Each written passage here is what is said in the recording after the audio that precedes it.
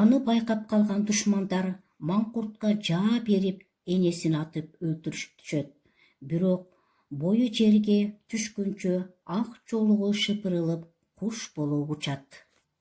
Кайда гана барбады Найман эне. Уулун издеп жер кезип карыган кезде акыры өз уулунан ажал тапты. Эненин тилегени ушул беле.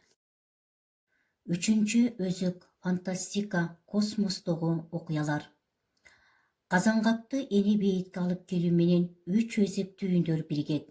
Эне бейитта сыртынан курчоо менен бекитилген болот. Ал жер космостук аймак болот.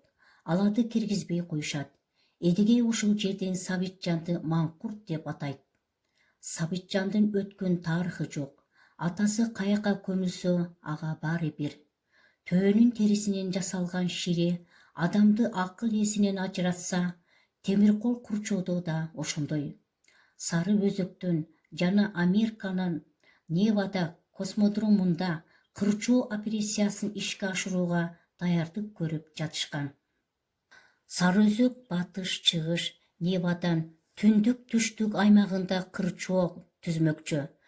Жарыша учкан ракеталар жер үстүндө космоско шире көрдөн жасап жатышат. Курчоонун максаты башка. Ааламда жерди карай башка бир цивилизация кирип келбеш үчүн асмандагы ракета курчоо бул дагы өзүнө ширин. Эне бейитке киргизбей башка жака коюшат. Балдар, бүгүнкү тема силерге түшүнүктүү болдубу? Эгерде түшүнүктүү болсо, төмөнкү суроого жооп бергилечи. Кылым карытар бир күн романы эмне менен баяндалат?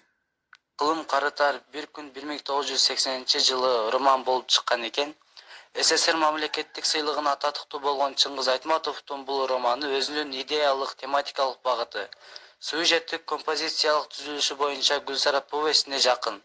Танабай Гүлсары жорго менен акыркы сапарда баратып, күнү бүтүп, суусу төгөнгөн эсил жоргонун башында отуруп өткөн күндөрдү эскерүүсү аркылуу сюжеттик окуялар ретроспективдүү планда өнүктүрүлсө, Кылым карытар бир күн романында да көпчүлүк окуя Боронду бекеттин темир жол жумушчусу Казгангаптын кайтыш болгон саатынан аны жайына койгонго чейинки мезгил аралыгындагы анын кесиптеш жакын жолдошу Эдигейдин эскерүүсү аркылуу баяндалат.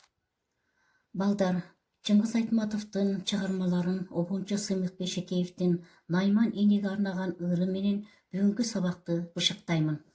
Бул жомок өзөгүңдү өрттөп сөгөт, чындыгын ырастаби бул жомоктун.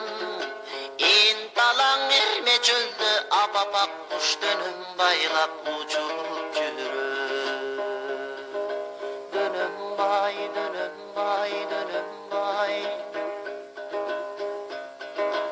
Казактын кең дархан таласында эн тала эрме чөлдүн арасында желмаян төөгө минип бир байбиче желдирип келе жатты шашкемалда. Ким дейсиң бул байбиче Найман апа? Балдар, эми бүгүн силер Кылым карытар бир күн романы боюнча түшүнүк алдыңар. Силерге үйгө тапшырма чыгарманын өнүгүү этабын талкуулоо, каармандарга класстер түзүү, мифологиялык уламыштар боюнча сцена даярдап келесиңер. Ушуну менен бүгүнкү сабагыбыз аяктады. Кийинки сабакка чейин саламатта болгула.